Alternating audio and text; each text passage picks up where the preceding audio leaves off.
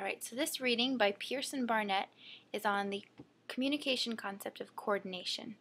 And they define coordination as the process by which persons collaborate in an attempt to bring into being their visions of what is necessary, noble, good, and to prevent that which they hate or fear. So if you think about it, the way that we as humans speak is messy. It's grammatically incorrect, it's disrespectful, and it often doesn't have organization. You're talking with someone and they interrupt you. And so we wonder, how can we understand and analyze the topics of conversation and the events and objects when the way by which we communicate is so messy and unintelligible? Pearce&Barnett assert that in the case of coordination, we are changing the question that we're asking. Rather than asking where it came from or what it is, we shift from this pragmatic view to a more poesis, they say, view of how it's made. And the coordination has a similar shift in the analysis of communication. You're still addressing the same object or issue, but from a different and more process-oriented angle. Rather than asking what is being referred to by what is said, you are asking what is done by what is said, what is being achieved. So this process of coordination is done so with two or more people exchanging or interpreting a message, including the things they say, they do, or even what they don't do, their voice inflections, and their facial expressions. Different aspects of coordination. There are two specific ones. The first is called practices, and that is the total sequence of messages, any situated collaborative accomplishment of a social event or object. The second are the resources, all the stories, concept, perceptions, memories, and other elements that make our world of communication coherent, things that we draw from. So for example, a current conversation is a resource, as well as the memory of the conversation will be a resource in the future. These resources, in the case of communication and coordination, create logic, which helps us define whether something is legitimate, prohibited, or obligatory.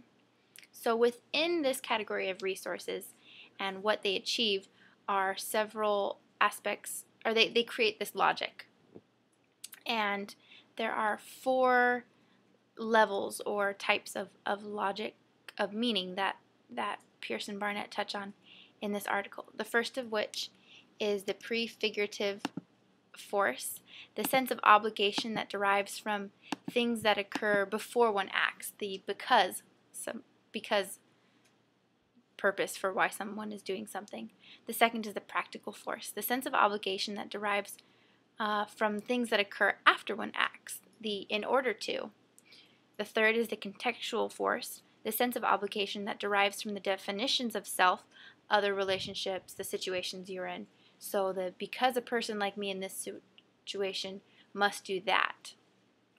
And then the fourth is the implicative force, the sense of obligation that comes from the anticipated effects that one's actions will have on the definition of a self, a relationship, or a situation, such as, because I wanted to redefine my relationship with this person, I did this. And so these logics are important in differentiating forms of communication.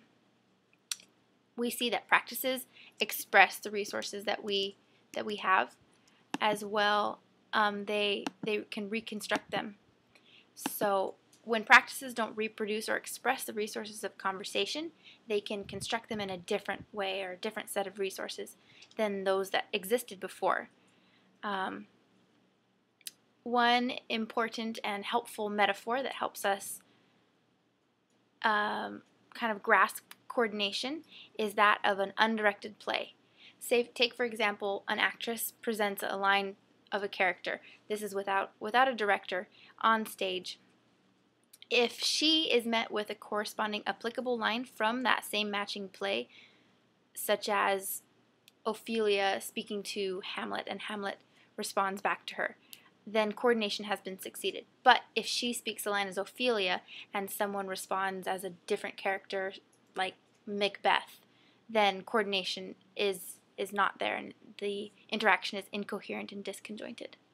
In the grand scheme of things, coordination is so important to the human condition because we as humans, with our increased complexity and symbolic systems, we have a more sophisticated pattern of coordination. And so if we don't understand how coordination can be best achieved, then we would not be able to effectively communicate with each other and express to us our opinions and perspectives well enough.